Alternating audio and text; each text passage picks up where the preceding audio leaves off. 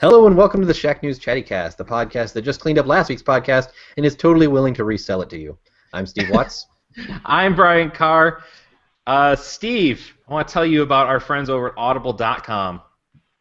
They are helping out you, the Shacknews Chattycast listener. You can get a free audiobook download and a 30-day free trial at www.audibletrial.com/chattycast. And you know how that's spelled. It's CHATTYCAST. Well, presumably they know how it's spelled. They found the podcast somehow. Every week we pick a big topic, post about it on the Shacknews Chatty, and then we talk about it in detail with your comments fueling the discussion. Hence Chattycast. This week we're talking about remasters. Remasters of all sorts, including this week's launch of the Nathan Drake collection. Today's guest is the cold, lonely specter of nothingness brought on by New York Comic Con. Our staff is just gone. So it's me and Brian. We're doing it. We're doing it live. Oh no! We got someone else here. There's Asif. we're joined last minute. I was like, damn, I'm a cold. I thought, I'm like, that is really personal, Steve. I'll let you in on a secret. When I have the script up, I cannot see your faces at all. Oh, I okay. have no idea that you had joined. Anyway, I didn't know I thought you were like. I thought you were gonna be like this lonely, cold specter, and then standing against that is Asif Khan. Like I thought that would have been nice, but no, you had to go dark with it, Steve. No, we know, yeah. It was meant to mock our staff for all being gone. But welcome, Asif, the CEO of Shacknews, joining us to bail out the rest of our staff who all left. Yeah. Everyone is enjoying Comic-Con or other industry events that I don't know whether or not we're allowed to say what they are. Whatever we are doing to torture poor Ozzy this week. Whatever Ozzy is doing, yeah. But everyone else is at Comic-Con. Everyone in the New York area, which is like the majority of the staff, is at Comic-Con. So they are off getting the Comic-Con scoops, and it's just us holding down the fort here. As I said, we're going to talk about remasters, but first we're going to talk about what we are playing these days. And Asif, as our guest, since we actually have a guest and didn't think we would, what are you playing? Oh man, I was just on last week, and the answer was Mario Maker, Rocket League. I feel like that's going to be your answer for a good long while. Yeah, I mean it's still the answer. I played a little bit. Have you made or played any new and exciting levels in Mario Maker? I finished my third level that I was talking about last show, and I have started work on level 4. And it's a hard one. You know, I've unlocked most of the stuff, and yeah, it's a good one. I got like a flying giant Bowser at the end. It's gonna be good. Now, one thing I never experimented with when I was playing it, but you can string levels together, right? Are you planning on doing that once you have 4? You mean like actually like World 1, full 1, 1, 2, 1? Yeah. Like maybe people play them in sequence and they sort of like build off each other in some way. Nah, mine seem to be very different. Like this is a level, this is a level, this is a level. I kind of didn't. I moved away from the traditional Mario style and just kind of. I'm like, what crazy level can I make today? Is kind of how I look at it. Mm-hmm. Instead of stringing it together. The one thing I'm waiting to unlock is that with the pipes where you can connect the different areas. I guess that's like one of the last unlocks you get. Yeah. But, you can have sub areas. The other day. Yeah. I mean, that opens up a whole world of possibilities because you can have a second environment that's nothing like the first one. Yeah, honestly, I've played more Super Mario Maker than anything else in the last week. I did participate in the Rocket League tournament last week on Shack, and my team got hosed in the first round. What team is ahead? Is it a Shacker? Oh yeah. Oh no, it's a bunch of Shackers. It was 8 teams of Shackers, and actually 9. There was a play-in game, and then we played the winner of the play-in game. They beat us. They went all the way to the finals, and then they lost to Hemtroll. I can't remember the rest of his team, but yeah, Hemtroll was he was definitely the leader of that team last week. But yeah, it's always fun to watch. Yeah, I mean he's a credit to the team. But yeah, I played some Rocket League. The problem is I don't have a consistent team in the tournament, so I keep getting thrown on these teams, 2 random Shackers, and we've never played together. So in a sports title, that's a little rough. Especially because last week one person was doing voice chat on the PS4 and the other one was doing voice chat on TeamSpeak. So I had one ear listening to one. Yeah, that's one a mess. I was trying to relay communication between the two of them. So yeah, that was rough. That's horrible. Let me ask you a question, Asif. Uh-huh. Are you a fan of the NHL or hockey in general? I mean, I respect hockey just because I know it's a very difficult sport. But like, I grew up in Ohio and we didn't have a pros team. Did you see the news today? I'm alluding to news. NHL Supercard launched. I heard about that. And as a WWE Supercard fan, I was like, oh man, I gotta tell Awesome about this. No, I saw that in Slack chat. I've kicked the Supercard habit, and I don't want to get back in it. You know. But this is like different flavored cocaine. It's like it's hockey flavored. But you know, like President Bush once said, "Fool me once, shame on you. Fool me twice, a fool can't get fooled again." Yeah. But yeah, I just don't want to get like I've avoided the Star Wars trading card game for that same reason. Like I just see the Star Wars. I mean, are you talking about the Star Wars card trader? Yeah, whatever the heck it was. Oh, that thing's even more pointless. That's an even like deeper level of dumb because it's not even you're not even really playing a game. You're at least you're just opening packs. Yeah, it's literally trading just opening JPEGs. That's all you're doing. Yeah, okay. Yeah, so it's actually more worthless than exactly. Supercard. Although I mean, they have said that they're making that like Star Wars Hearthstone knockoff, and I'm like, uh-oh, like that could be some real trouble for me. You know, like I'll give Supercard credit though. They evolved the game. Like they created new modes. They created these weekly events. Like they looked to what Hearthstone was doing and kind of tried to do a dumbed down version of it. And it captured my attention for the longest I'd say any mobile game has outside of Words with Friends. But yeah, I mean, it's just been Mario Maker. I mean, I was yelling at one of my friends who has a Wii U that doesn't have Mario Maker to buy it. Yeah, it's Game of the Year. I don't care about Far Cry. I don't care about Metal Gear. It's Mario Maker this year. I care a little bit about Metal Gear, but we can. I know. We're gonna have like the most fun big Game of the Year debate at the end of the year on the show. I'll just promise that now. We'll like make that a show and have like an ultra-sized one.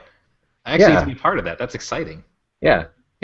Unless I'm not, in which case you're not staff, but whatever. You could be. You're a host on the show. Sure. So yeah. It's gonna be us yelling about Ori versus Metal Gear versus Mario Maker. And it'll just boil down to die. Why won't you just die? Versus Fallout and Halo. Fingers crossed. We don't really know yet, but we can hope. Ori is such a great game. I mean, it deserves to be mentioned. Ori is a beautiful, beautiful game. I don't know where it is in my top 5, but it's got to stay in my top 5. And then you got Splatoon. There's all Splatoon kinds of... is good. It didn't grab me as much as some of the others, but I do enjoy it. The grind killed me. Like, that kind of killed my interest in it. It's just that it is super grindy, and people are taking it way too seriously. It's the destiny of squid-based shooters. Yeah, like, by default, really.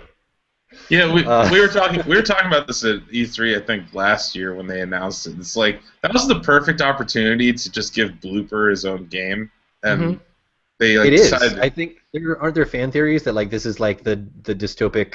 Well, it's not so much a theory as it is just like, well, okay, there's like the fan theory is the fact that Splatoon is like the bad ending of Mario Sunshine.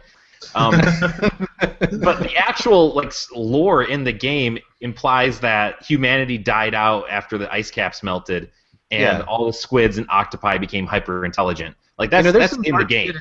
Games, come to think of it. Actually, that's a good segue. I've been playing Chibi Robo, which is basically like the future is completely fucked, and this little robot is trying to save the environment by picking up trash. And also there's aliens for some reason. So Wall-E? Kind of, but with aliens. For some reason aliens are involved. I don't really know what that do with trash. Yeah. So yeah, I reviewed Chibi Robo. It's coming out tomorrow, and my review just went up on the site like an hour ago. Yeah, so sometime fairly recently. Yeah, And right. it is real good. I liked it a lot. I didn't really know what to expect. I hadn't really, played a lot of Chibi Robo. But I got into it, and it is just a really excellently designed platformer where you've got the jumping mechanics of a Mario kind of mixed with like the whipping mechanics of a Castlevania, and his little ziplash move like ricochets around things. So they do a lot of cool little puzzles of having to ricochet it off the right angle to hit another thing. It's really cool. There's a few things that are awful, and I'm like, why did you mess up this awesome game with a couple of these awful things? One of them is vehicle segments, which a lot of games have to break up the pacing, but the ones in this are bad. Just they don't control well, and you die and you have to start over from the beginning because there's no checkpoints. And so I would just die twice and be like, all right, I'll pay to skip this. I don't care. Like I'm done trying to control this hot air balloon. In the review, the hot air balloon one is the example I used because it's the worst one. You sort of have to waggle the stick back and forth, and that gives you lift, and doing nothing makes you sink. So, like, tell me, like, in your head, does that sound like it would make sense to, like, dodge obstacles by, like, waggling to float up and doing nothing to float down? Sounds awkward, right? Yeah. It sounds awkward and terrible, and it is. My other big complaint was this spinner they have at the end of every level. You spin a spinner, like a board game spinner, to determine how many spaces ahead you move. And I naturally assumed, like, I kept trying to hit one of the 2s or 3s because I naturally assumed, like, oh, that's a cool mechanic, like you can skip over a level. But you can't really, because you skip over it temporarily, and then you finish it, but then you have to complete all of the other levels. So you just have to circle back around and repeat other levels that you've already done to get back to the one that you skipped. It's the weirdest thing, and it was like a thing that was never broken about games. Like there was nobody like we need to rethink this level progression mechanic. Like how do you progress from level 1 to level 2? We need to really like think about how to change that up. Like nobody wanted that. Why would you? Why would you know you what Super Mario World got wrong? And it didn't screw me that much. It screwed me seriously one time when I didn't realize, and then another time because I just accidentally wasn't paying attention and hit the wrong number. It's easy enough to exploit once you know when to hit the button to make the spinner do what you want it to do. But it's very annoying when you get it wrong, and there's no reason to ever not land on 1. Like you always want to aim for 1, so what's the point? So it was extremely stupid. But everything besides those things is really great and fun, and just kind of cute and endearing. And one thing that I kind of have to mention, just because it's so weird, is the product placement, which I mentioned in my review. I wrote it down the first time it happened because I was when it first happened, I was just cracking up, like, what the fuck, because it was so bizarre. Like they have straight up product placement in the game, where you will find actual snacks. Most of them are Japanese, but there are some that are American. The first one I found was Utz Natural Potato Chips, and so you have your little helper robot say, "Oh my goodness, sir, you found Utz Natural Potato Chips. Would you like to post about this to Miiverse?" And I'm like, no, I wouldn't. Like that is a crazy thing that you included in your game. Here's my question: did people though? Did you see any Miiverse posts? Like, oh, I need to check that. I didn't actually see if anybody was. I assumed that no reviewers would do that. Because why would you? That's insane. Well, people are going to as soon as this thing comes out. That's a crazy thing to do. Yeah, I'm sure. But yeah, and then to make it even weirder, there's little characters hidden in some of the stages, and you go through a portal and find them, and they're like, "Oh, do you have any of this kind of snack?" And that's what you do with all these snacks that you find. And if you give it to them, they give you like a little commercial, not like a not like a video commercial, but they'll like tell you about it. Like I gave this little airplane these Utz potato chips, and he was like, "These are cooked in sunflower oil. Oh, sunflowers are so pretty, and it's so delicious." And blah, blah. Like I was like, "This is the craziest fucking thing I've ever seen." I have this pre-ordered, and like I was going back and forth, but the more you tell me about it, the more I feel like I just need to see this. It's so supremely weird, and like like that's one of those things that I could have like either dinged in my review because it's kind of like gross, you know, in a way, but at the same time it's like super blatant in the way that kind of makes it funny, and I feel like they probably did that on purpose. They were like, all right, we've got to do this dumb product placement thing. Let's just wink at the audience about it, and make it like so blatantly obvious that it's just kind of funny. Like, I wonder if the only reason this game got made was because of that product placement. Yeah. Like, that's what I'm wondering. Or like, is that the reason that it's $30 instead of $40, which is kind of unusual for 3DS games? You know, so maybe, I don't know. But it is weird that like a lot of the snacks are Japanese snacks. So like I handed this like Japanese chocolate over to some other character, and the character was like, you know, oh, this was made back when chocolate was considered like a luxury item, and so they made like this kind of cheaper chocolate for common people, and then as you know, inflation happened and chocolate got more expensive, like they made the pieces smaller, and so that's why they come in these little snack sizes. And I was like, that's an interesting little history lesson about this Japanese chocolate that I wouldn't have gotten. They're talking about inflation in this game? I mean, they didn't say the word inflation, but like they were talking about, you know, prices going up. The price is going up, yeah. So I'm like, oh, huh. Did you guys see the first episode of Colbert on the Late Show where he had this like some sort of like, possessed thing and he did a song on that? Yeah. Yes, it feels exactly like that. Like that was actually kind of funny. So Utz is Nintendo's Dark Masters now. Like there's 3 Utz products. I found 3 Utz things. I found Utz pretzels and 2 different kinds of Utz chips. And I was like, okay, Utz must have been one of the only American companies that you found to sponsor this thing. And like it's weird because you think they would be promoting it elsewhere, but apparently not. Yeah, you would think. I wonder if you go to Utz, if they'll be like, check out Chibi Robo. You know, hold on. Utz potato chips. I mean, oddly, like where I live like relatively close to Utz. You know, like I could go there and check. Ask them about Chibi Robo. Yeah. So Brian. Yes. What have you been playing lately? Well, I can say that I finished Metal Gear Solid 5. Wow. You have finished it. Yeah. Well, yes, I got the true ending. Now, there are people on the internet who think that the true ending is not, in fact, the actual ending, and there is a third part of the game. I don't believe that is true. Okay, wait. Do these people believe that there was a third part of the ending that will cut and just no longer exists, or is the theory that it is accessible somehow, or that it will be added? It is accessible or will be added somehow, because Konami put out some sort of tweet saying there's more to see, which I took, and I think the rational reading of that is that hey, keep playing. You know, there's still a lot of game to play. Don't trade it in. You know, you got Metal Gear Online. But people are saying, could there be a third chapter that will solve all of our problems? And no, I don't think there is. Like, and also, I will not spoil this game, but the ending, the true ending, is pretty conclusive. Like it is a link between that game and the rest of the series, and I was completely happy with it. But apparently a lot of people aren't, so they're believing this couldn't possibly be it. Kojima had to have hidden a third part of the game, and I don't. You know what this reminds me of? A few weeks ago, maybe a few months ago, there was this link going around that was like doing like a video comparison of the Star Wars prequels and saying like, look at all the mirrored shots and concepts, and like look how deep it is that it mirrors the original series in this way, and it feels kind of like that, where it's like we're gonna take this thing that we think is kind of shitty.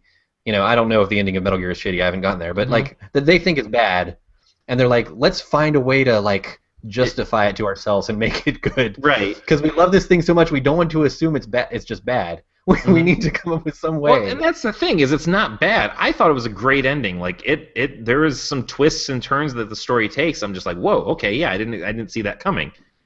And right, but it seems like the people coming up with that theory must not have enjoyed the ending. Right. They must think that it's in need of fixing in some way. Sure, I can't speak for them, but I will say my wife, who has only watched me play Metal Gear, has never actually been like a fan of it herself.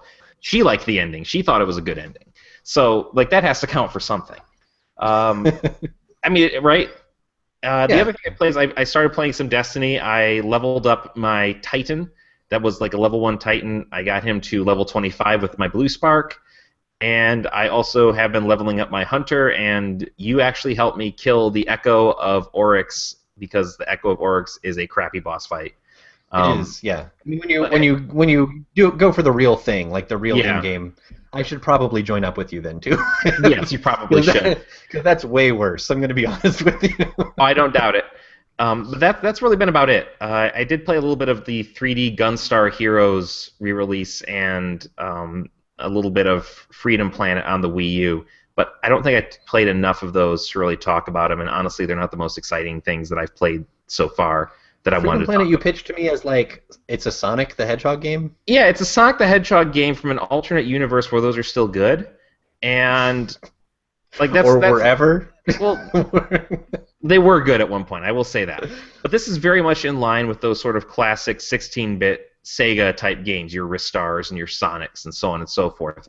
It very much feels like one of those, right down to the cute animal characters who talk to each other, and there's like this big dramatic story that I just don't care about. But the actual like platforming, collecting, running really fast stuff is pretty fun. It's a good game. There's not a whole lot to say about it on the podcast here that's terribly interesting, other than if you like that sort of thing, you've probably already played it because it's been out on Steam for like a year. So, but it did just come out on the Wii U, and if you downloaded the demo for it back when they were doing the Nindies event at E3, you got 20% off, or no, 15% off. So I did that. All right. Yeah. There you go. Yeah, I will hopefully have more interesting new stuff to talk about now that Metal Gear is kind of out of my way. But next week you can tell us all about your adventures finding Utz natural brand potato chips cooked in sunflower oil. Well, Utz. Here's a game that none of us played this week, but it kind of blew up on the Chatty and social media yesterday. Did you see that trailer to Astroneer? Mm-mm. Oh, it looks freaking amazing. It's a Chatty member, Eonix, a bunch of his friends got together and made it's like Minecraft and No Man's Sky. And it's procedurally generated. Yeah. Yeah. And it looks beautiful. But I just want to give him a shout out. I haven't played it yet. I want to play it.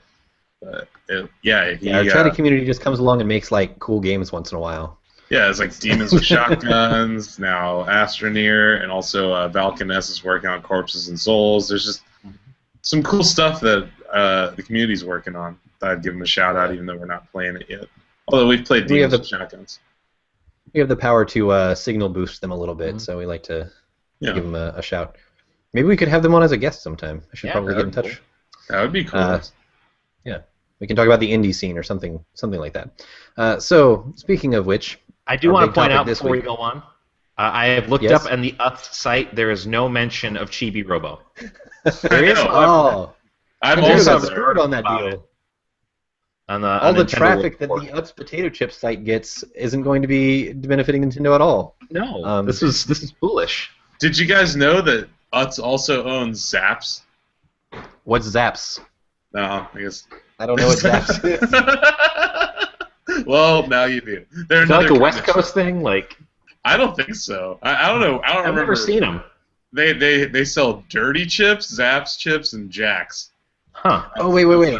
I feel like I vaguely recall Zaps chips. Yeah, they're like in the store, like just like those random like sandwich places. You know, it's never in a. It looks like the off-brand potato chip when you're like, oh, this. Yeah.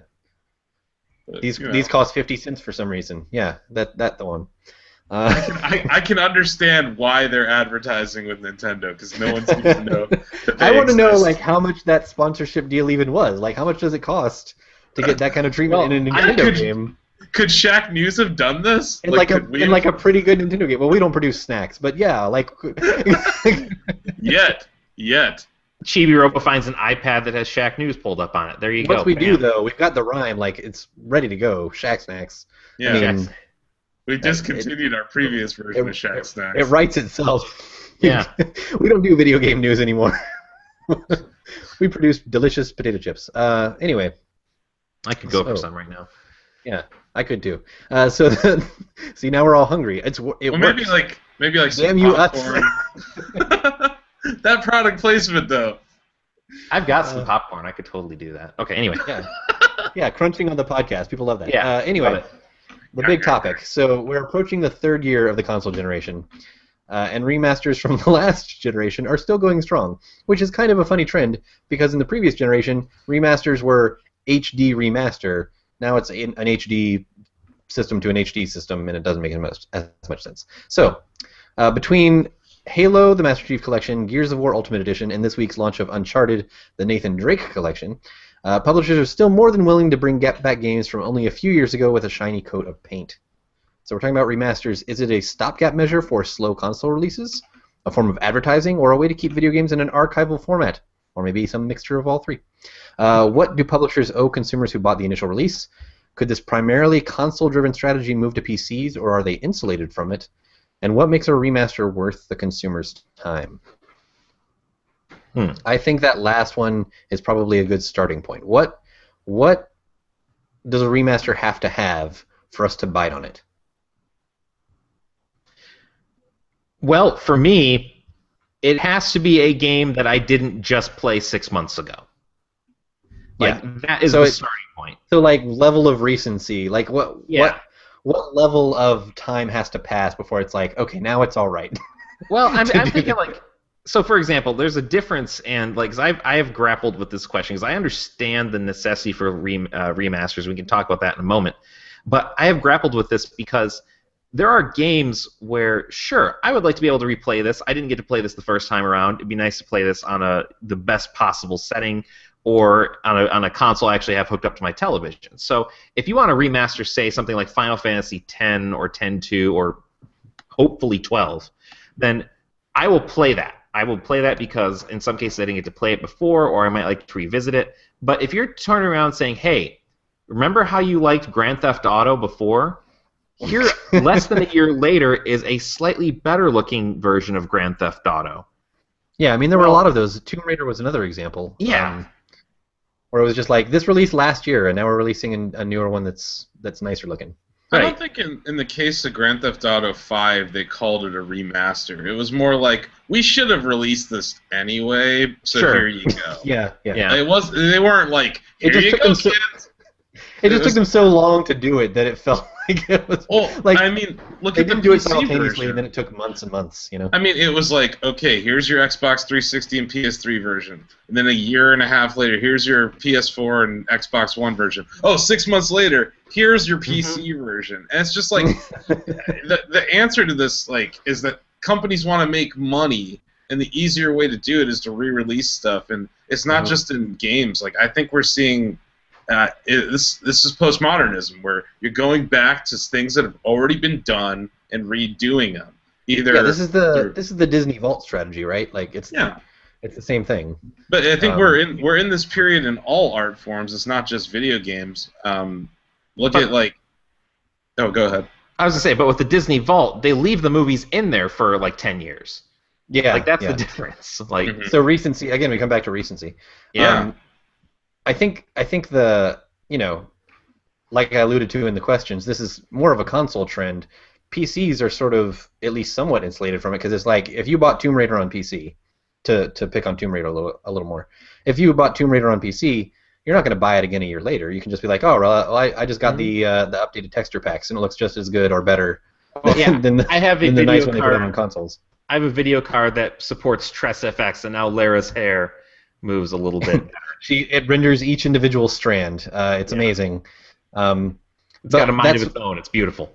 That sort of ties into what makes it worth it, because if this could come to PCs, if this could become a thing on PCs, there would have to be value add, right? They need to come up with some way to say, hey, we're giving you extra content, or behind the scenes, blah blah blah, something extra to it that tempts people back to be like, all right, yeah, I'll drop another $40 on them, that with the extra stuff.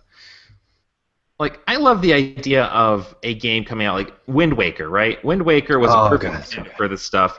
The art style maps perfectly to HD. It had been out. It had been a long time since it was released. You had a lot of people who hadn't played it. That is a great candidate for a remaster.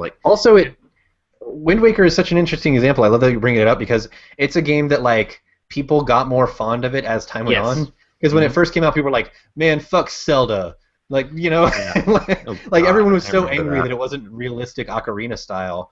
And then in the intervening years, people were like, you know what? Actually, that art style has really aged very gracefully, and it looks really nice.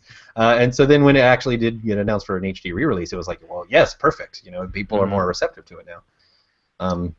Yeah, no, I think Greg caught some heat in one of his top 10s for saying Wind Waker was one of the biggest disappointments of all time. Well, that's because he's wrong. No, I know, but it was because at E3 previously they had shown off a very dark-looking Zelda. Yeah, it was the one that made people like freak out and do the like oh thing. Yeah. So when you go from that to a very cartoony, beautiful game like Wind Waker, I mean, there's definitely some disappointment. And I think you're right though to say that that's an example of one where they waited the right amount of time. I mean, that was a GameCube title, and they re-released it on Wii U. Even when they did Ocarina, they did Ocarina on the 3DS. I thought that was good too. But these are epic games. What's the one that I'm blanking on it? Majora's Mask. Nintendo in general, I think, is probably doing remasters pretty much right. Yeah, they're doing it better. The thing I love too is like in both of those examples, and also with like the Final Fantasy X and X-2 remasters. Those were games that were taken from a television and put onto a smaller device. Like, you're changing the actual way those games are played. Sure, you're bumping up graphics, or in the case of like moving it to a handheld, maybe not that much. But you're changing the way this game is played, and so it's kind of like amazing to think this game that used to require a box that I had to plug into my TV, I can now play on this little handheld device, or on my phone in some cases. That's kind of amazing. And like, if we do that kind of remaster, I like that too. If you can allow me to play the game in a way that I hadn't been able to before, I'm down with it. Yeah. Yes. And Star Fox 64 was another one of those that they brought to 3DS. I love that. I love that. That was a good one. Remaster. That was a fantastic remaster. So I don't hate all remasters, but this Gears and this Halo and this Uncharted, they can all go to hell.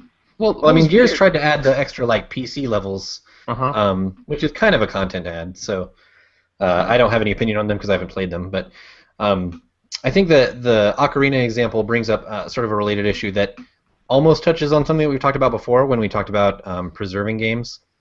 When you release a remaster, sometimes developers just change stuff. That people didn't like that much in the first place. In the case of Ocarina, it was the water temple. They made it a little bit easier to navigate, and by putting the menu on the bottom, they made it so that you can very easily change in and out of your stupid boots that you need for that temple, like things like that. But other games just feel like we need to preserve a certain level of authenticity to the original. Like when they re-released Final Fantasy X, like some of Titus and Yuna's dialogue and voice acting sounds ridiculous now, but they didn't re-record it because they were like, well, that's part of the original thing, Right, and part of what made that game revolutionary was that voice acting to begin with.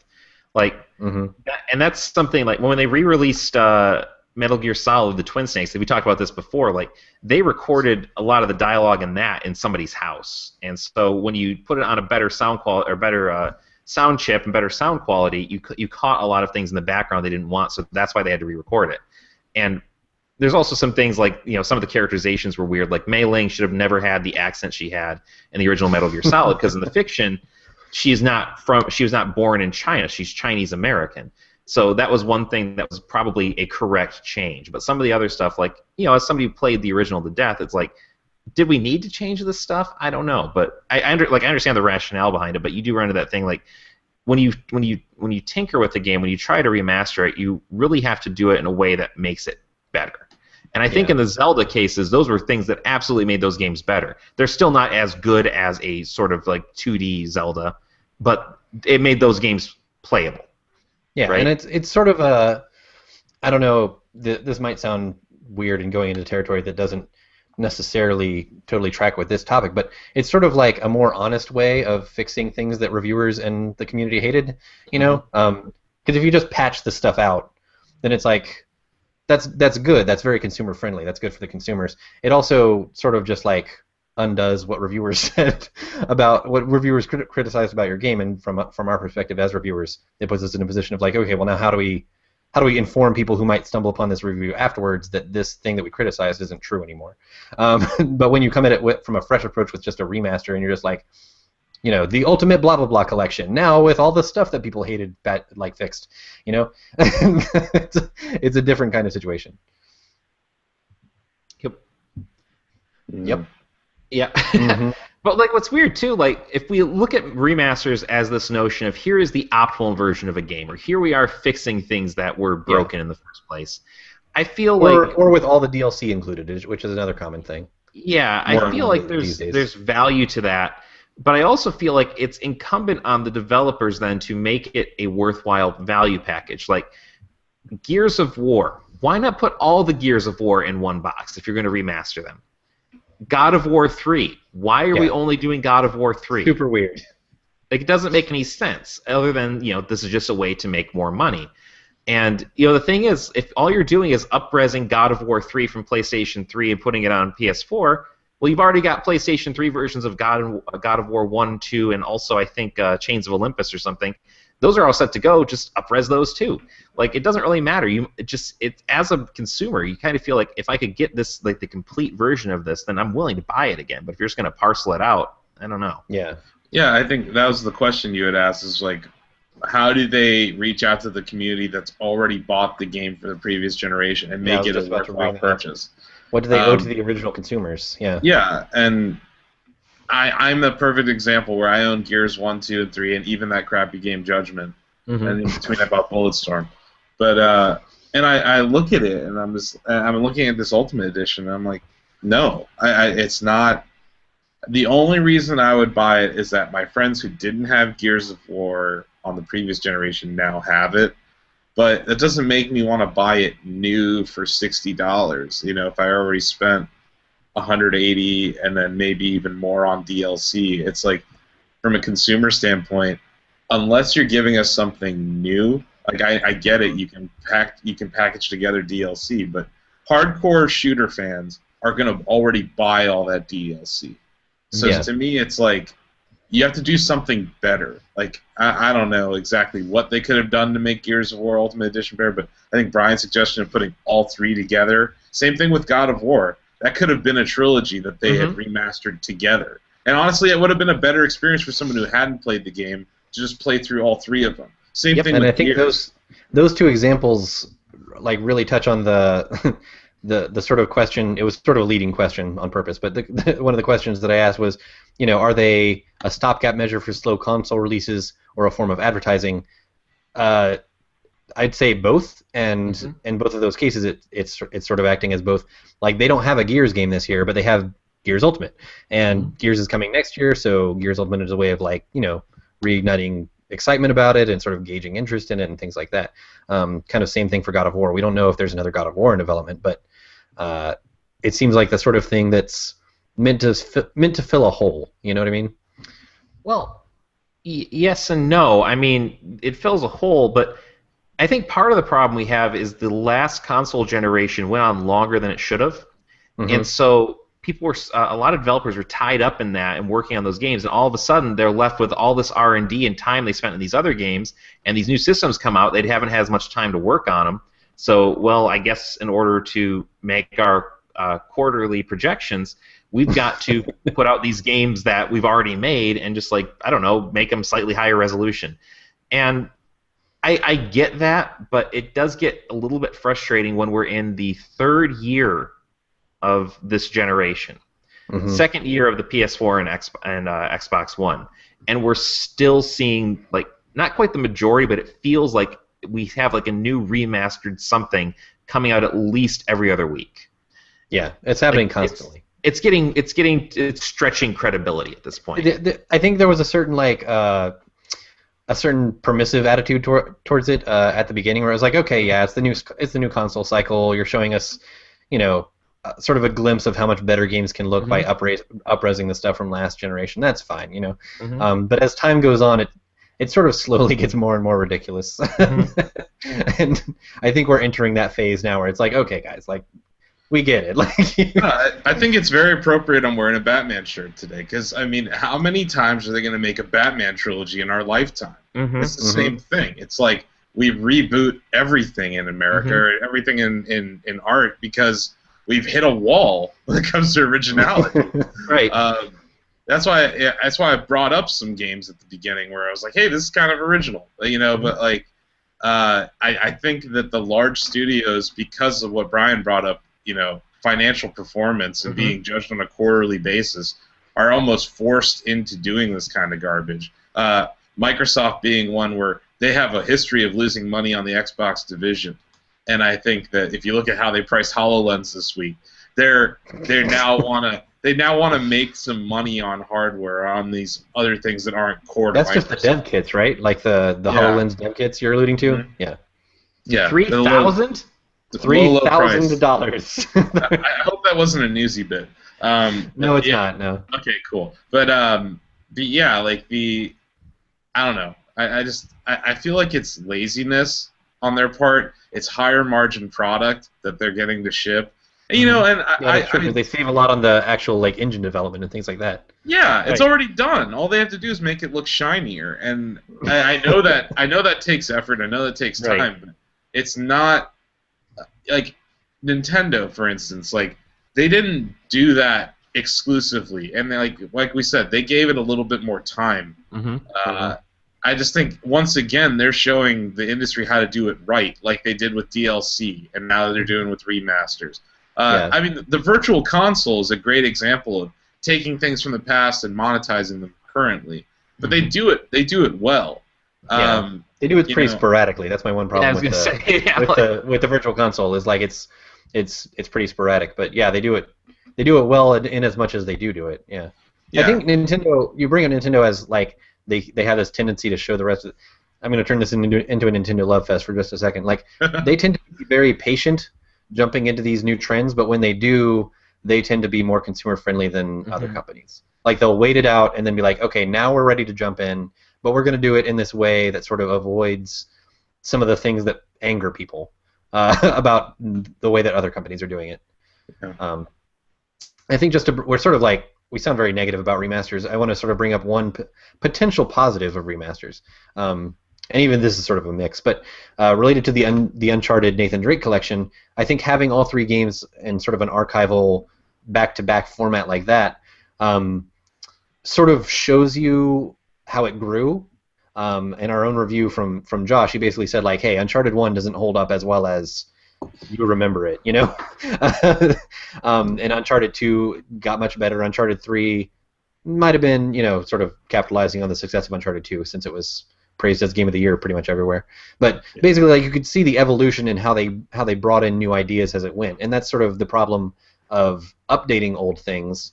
If they had gone back to Uncharted 1 and been like, well, let's give it the Uncharted 3 engine and just like make stuff work the way it did there, you wouldn't really have that same. It wouldn't be the same game at that point. Yeah, exactly. You wouldn't have the same view of the evolution of it, which I know we've been critical of the Gears of War Ultimate Edition, but when they were talking about that at E3 and stuff, something that stood out to me was how they had to think through like which bits from other Gears games do we include in this to make it like more playable and a little more modernized versus which ones just make it not feel like the first Gears of War anymore. So yeah, and in some cases, you know, maybe the original assets aren't there anymore, and so it does take time to rebuild them from scratch. I know with the Last of Us remastered, they were out in front of that talking about, well, it's not just simply, you know, up-resing it and like putting a few more lines of resolution. We had to go do this and this and this. I'm like, okay, but that, like, again, like with lost in this conversation is it does take time to do this, but I'm wondering after a while, isn't that time better spent doing something different? And wouldn't that in turn potentially reach? Because with a remaster, you're gonna reach two audiences, right? You're gonna reach the hardcore people who love that game so much they will buy any version of it, and you're gonna reach the people who haven't played it. Both of those are not as big as the potential audience that an entirely new game could reach, right? Yeah. Now, but I mean, like Asif said, it's the margins, right? Like it's risk. Yeah, it's absolutely about risk. It's the okay. We know this isn't going to be because you said like there's better things they could be working on, and that's absolutely true. But that's from like a creative perspective, which is probably more the thing the developer has in mind than the publisher. The publisher isn't thinking like how can we get the most out of our creativity? They're thinking like, how can we maximize profits, which is their job. We can't fault them for it. It's their job. No, they have a legal obligation. And the margins on a remaster are like so I mean, frankly, easy. That you know, it takes a much smaller team to remaster it, and then you get much, you know, a nice little boost of profits from people that actually bite into it. So. You know, I just want to bring up Rare Replay because I mentioned it last week, and Brian asked me if I hit the game-breaking bug in Blast Corps. I did, and I'm rarely angry about it. I haven't played Rare Replay since. I mean, come on. I mean, come on. You ship this thing. Yeah. Rare Replay is a weird case because their whole philosophy, from what I read, was we wanted to go with the best version of each game, or the one that was like most representative. And so it's like all over the place. Like some of these are just N64 games they got running on the hardware. Some of these are actual Xbox 360 games that were, you know, rewritten and re-released for it. Some of them are just emulators. And like it's all over the place in terms of quality. Like Conquer, right? I wanted to play Conquer because I've never actually played through Conquer's Bad Fur Day, but it's got the N64 frame rate and everything, and it's really, really hard to actually play. Yeah. Like, and that's another example of like how and there much was a better version of that game. Yeah. Yeah. That's another version of like how much do you update the game, because it was like Jet Force Gemini. I tried that out before they had patched it, and I was like, this controls like a crazy person designed it. Like this doesn't make any sense. Like this is clearly when developers were still trying to figure out how to control in a 3D space. Yeah. And then because that game controls like a crazy person. Like I played the original, I have the original. Then they patched it to say like, okay, now it's patched, and it basically just controls like you would expect like a modern game to control. And that brings up the other, you know, that goes back to what I was saying, like how much do you modernize it before it starts being not what it was, not a remaster so much as a fixed version, you know. Right. This is kind of a tangent, but Conker's Bad Fur Day, when it launched at E3, they had the craziest Nintendo booth of all time. They had a bar at E3, like literally, you know, Steve, like you know where Nintendo's booth is. There was a bar. And they weren't carding people. So you had Mario Tennis and you had Conker's Bad Fur Day. Drunk 16-year-olds. So we would just go to Conker's Bad Fur Day, have a little fun, come back to Mario Tennis, and just roll people. Our site, we were literally thrown off of the because it was winter stays, you know, and we were rolling all these other websites in Mario Tennis. They actually kicked us off, but. And you know, because of the beverage service, we were a little rowdy as we were being. But I don't know. Every time I hear Bad Fur Day, I just think of that E3. Oh, that's great. Are you excited for Mario Ultra Tennis? I am. I mean, we play. I think Steve and I played that at E3 during our Nintendo demo. And we had a great time. It's weird they're so quiet about it, but I'm excited for that. I like the Mario Nintendo Tennis has these weird under the radar games. I mean, Chibi Robo is one of them, where it's just like. People barely even realize it's coming out. You know, was it Super Box Boy or Box Boy? Like Box Boy is excellent. That's a great game. Great game. Zero money spent on marketing it. There's like, here's this great game we made. We'll see what happens. I don't know. They're They're in a weird phase right now because I mean, it's been years of no press conferences at E3, and you know they brought back the championship. I hope they do it again next year. Oh, that was so much fun. It was amazing, and I don't know if you guys saw it. They aired it on Disney XD. Like a couple I didn't watch years. it, but yeah, I didn't know that. Yeah, that's crazy. It's crazy. Like Nintendo, like legitimately, once again, late to the esports game, but once they do it, it's very polished. Right. And partnering up with Disney is just genius because those demos overlap immensely. Yeah. But yeah, you know, like I said, not all remasters are bad though. Like. And oddly enough, most of the ones I like are Nintendo ones, like Star Fox 64. Yeah, well, because they do it right. Yes. Yeah, and I mean, even in those cases, they created something new. Like, it was on a 3DS. Here's 3D graphics. Right. You know? But yeah.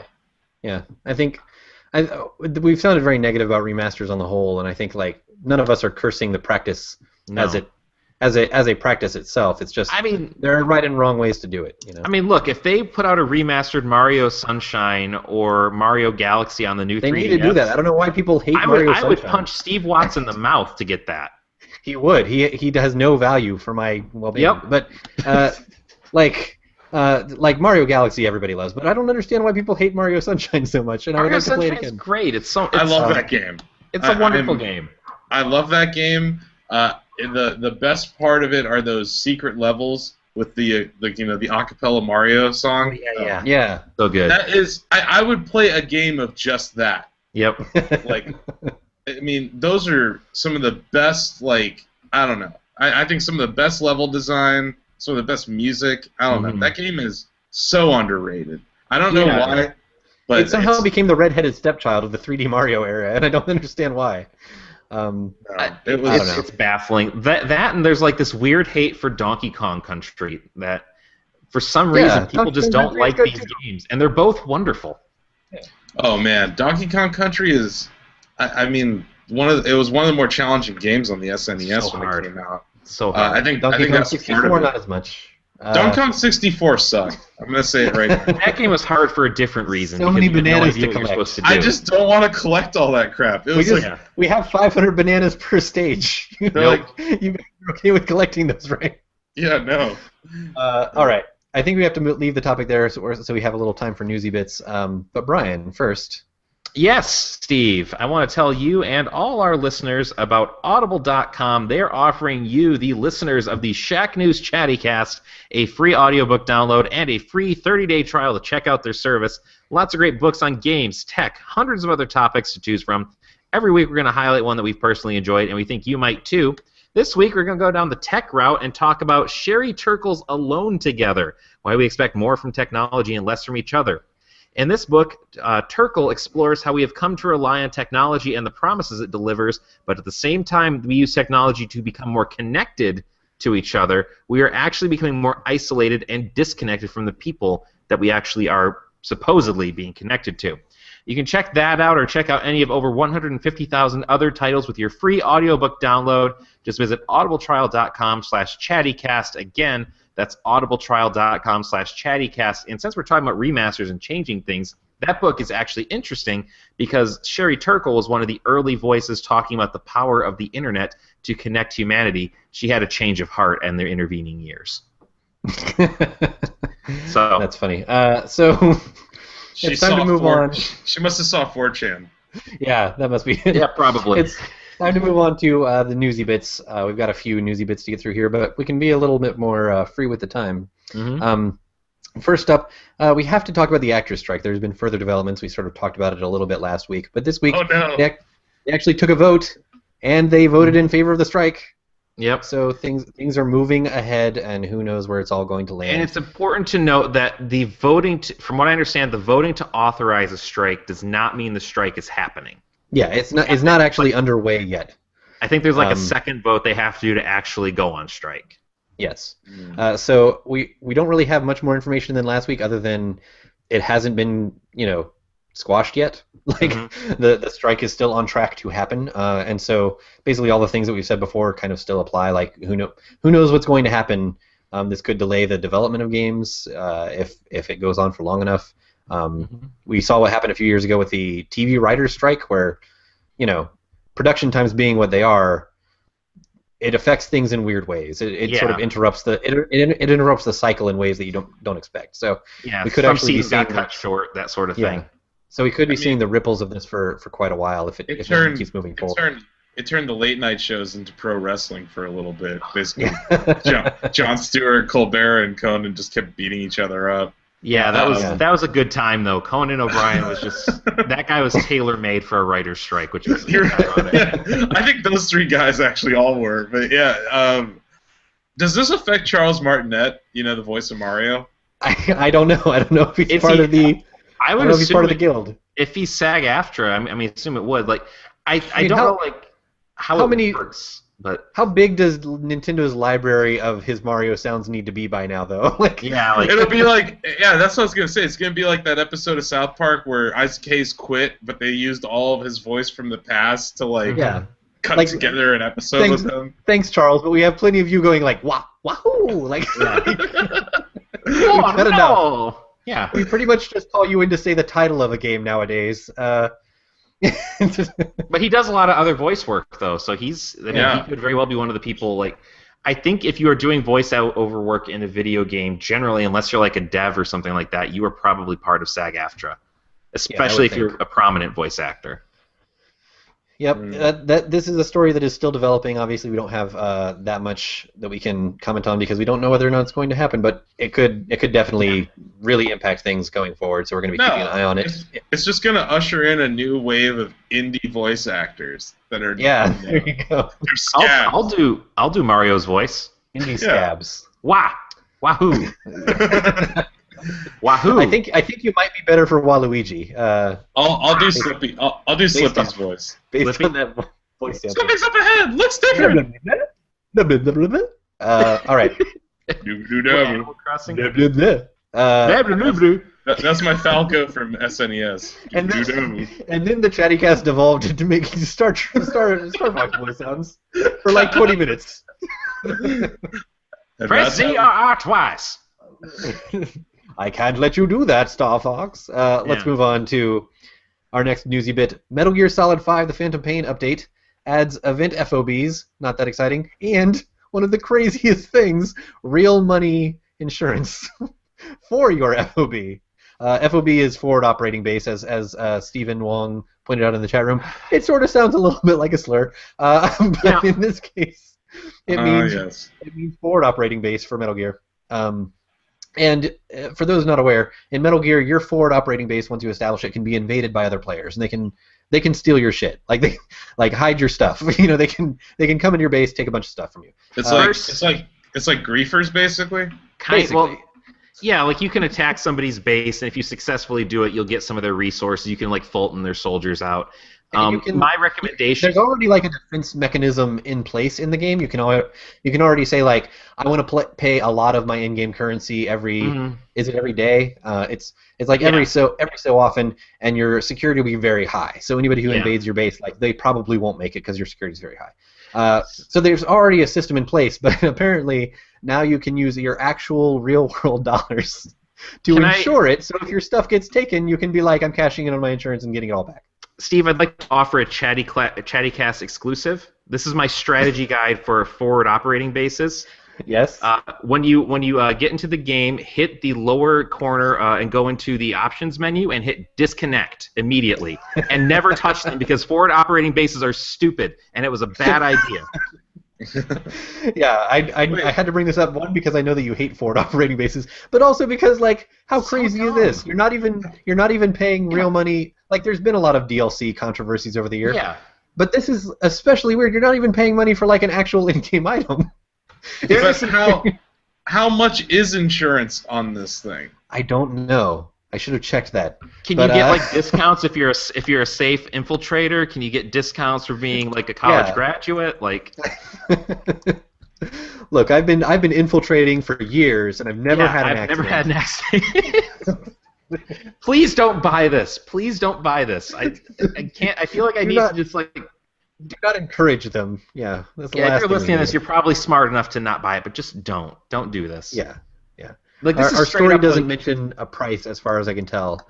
But it's in exchange for MB coins, which is the real money equivalent. Yeah. Which Metal Gear was already pretty weird. There was some controversy when it launched. It was pretty weird with the real money DLC because you could buy more forward operating bases, and they're like, well, you can earn the currency in game. So far, I've been playing for quite a while.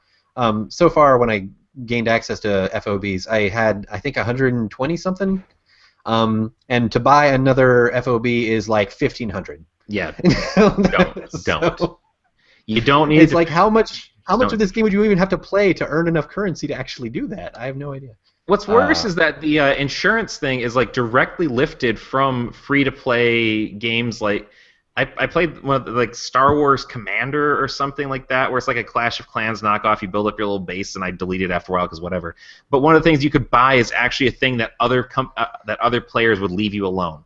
That's what this is. This is a free-to-play mechanic for a part of the game that's not good in the first place. Don't buy it.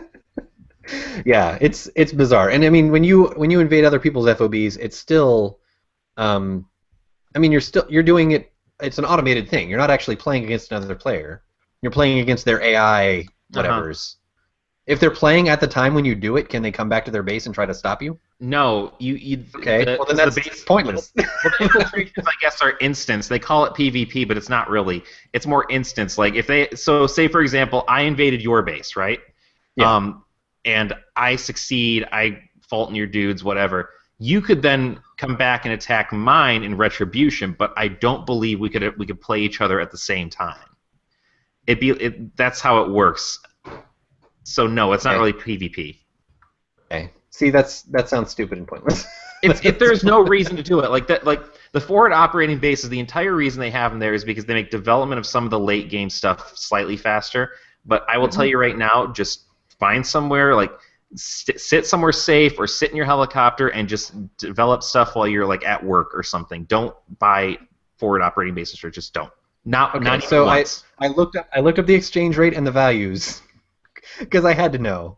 Apparently, 100 coins is $1, equivalent to $1, and 2 weeks of insurance costs 300 coins. So basically, you'd be paying $3 for 2 weeks of insurance. And this game's like 1,000 hours long, right?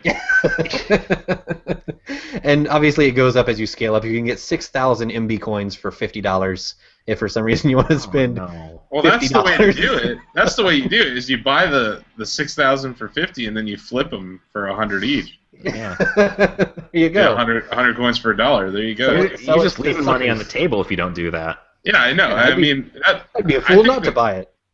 You know what? They're probably saving that for the remaster, like a currency exchange. Well done, Asif. Tied it all back. You brought it full circle. Good job. I'm going to bring up one more newsy bit very quickly because it ties into what we were just talking about, and also Brian's game that he's been playing lately. Destiny's Eververse just introduced microtransactions to the game. There have always been what I affectionately called on Twitter mega transactions in Destiny, like very large expansion purchases. Now they're going with microtransactions. Basically, this one character has joined the moon or whatever it is where you're stationed, the city. That's it. Has joined the city. Yeah, the tower, and will sell you emotes for some minor fee, which is kind of funny because that controversial interview that pissed everyone off had Luke Smith saying that emotes were going to make you throw money at the screen. He was like, if you saw the emotes we're going to be selling, you would throw money at the screen. There are a few that I would definitely pay money for, but I don't think they're going to put any of those into the game. What will you pay money for? I have to know. Like, if I could make my... Because they listen to this, and they're going to do it now. Yeah, if I could make my hunter flip the bird, I would pay for that. Stuff like that. That I don't think... as far as I know, these are all dances. I think the emotes are dances. Well, okay, so if I can make my hunter whip and or nay-nay, that might be something. Oh, God. Yeah. Okay, fine, I'd go in for that. Yeah. I think the Taken King introduced a few new dances. One of them was a very, MC Hammer strut. See, all right, sure. Okay. There's new dances? Yeah, that's part of the thing in Taken King. Because right each now, class got new dances. Yeah. Oh man, I need to get back in there. If I could do maybe the inflatable tube man dance, something like that. Sure. Wavy tube man, yeah.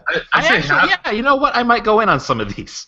Yeah, I'd say half of my Destiny streams last year just involved me standing on top of the post office dancing. Nice. Yeah, that's what everyone did. You know why? Because there wasn't enough to do in the actual game. Well, no, there was that purple ball on the tower, and the whole game was to get the ball on top of the post office and then turn the fan on and shoot the ball in the air. Nice. That to me was winning Destiny. And then one day I accidentally joined in on Rumpo and Josh. They were playing whatever. I jumped in on their fire team, and I accidentally won the game. I had no idea. I had no idea what mission we were on or whatever, and I was like, oh, I guess I won. And those Grimoire cards do such a great job of letting you know that you've won. Letting you know what exactly is happening. Yeah. We have recommended the Taken King before. It is actually much better than the base game. I'm enjoying it so far. I like the story bits, and it's fun. They're actually fleshing out personalities, and that's really cool. I don't know why you hire Nathan Fillion and then just have him play a character who just sits in one spot and only says 6 things. They're rectifying that, and that was a huge problem in the first game. Yeah. Are you guys both on PS4 playing that? Yeah. Yes. Cool. I think the craziest thing about this story, that I didn't really bring up before. We're just joking about dances and silly things like that. But the craziest thing is they basically said this would fund a live team to like continue adding content to it, and it sort of raises the question of like, how did you not have a beefy live team in the first place? It's Destiny. The whole point of this game is to be an ongoing like 10-year project, and you knew that the major complaint out of everyone was there's not enough content. And up to now, the live team content, people just adding events and stuff. I'm not talking about expansions, but just like in-game events that a live team would be responsible for. Those things have been very sporadic, and that's probably because it wasn't big enough. And now I guess it will be big enough because they're adding some consumable things that they think will fund it, but it's very weird that that was not already accounted for.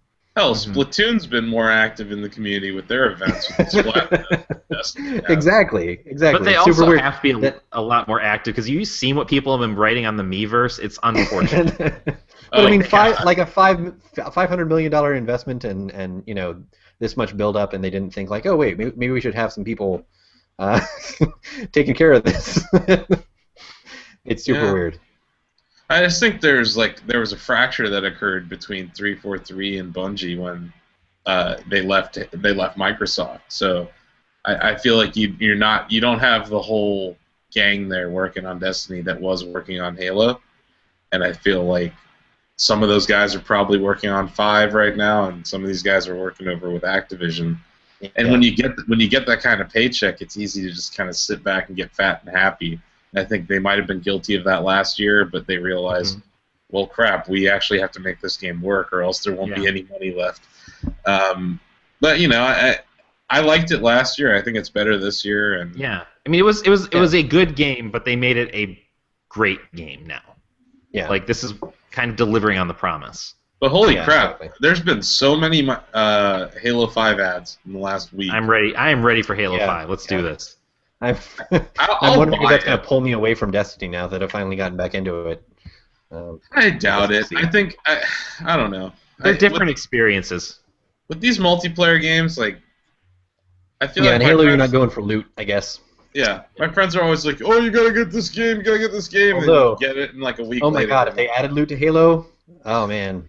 That's what Destiny is. Yeah. Well, see, here's the thing. Like they've already instead of just some random person. So I haven't really talked about it on this show, but I have this history with like Madden Ultimate Team and stuff like that, and like the Mass Effect cards, and I know where you're going. They added that to Halo 5, and I am the sort of person that wants my Spartan to roll up looking as pretty as possible. So I will totally give them money to get like fins for my helmet or something like that. Brian's reaction to that was very similar to my reaction to the Star Wars Hearthstone announcement, where it was, I'm in a lot of trouble. Yeah, it's just like, uh-oh. Yeah, this is no good at all. They found this dark part of my personality, and they're exploiting it, and I'm okay with it.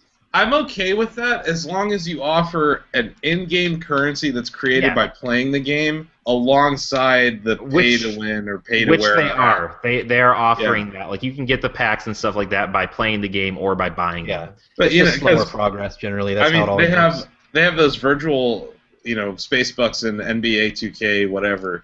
And it's the same thing where you can either grind and get your currency that way, or you can give them like $40 and just build your baller, Yeah. It's just crazy though, because you end up spending like $100 a year on a game that's really not that different than the previous year. Yeah. I just wish that, and especially in sports titles, it bothers me because it's like I wish the things that you spent money on the previous year would somehow carry over. I don't know if that's the case in Ultimate Team, but in NBA 2K, it's not. So it's not an Ultimate Team either. You see what I mean? Like that's crap. Yeah. Like, Madden should be a subscription service first of all, and it should just carry over.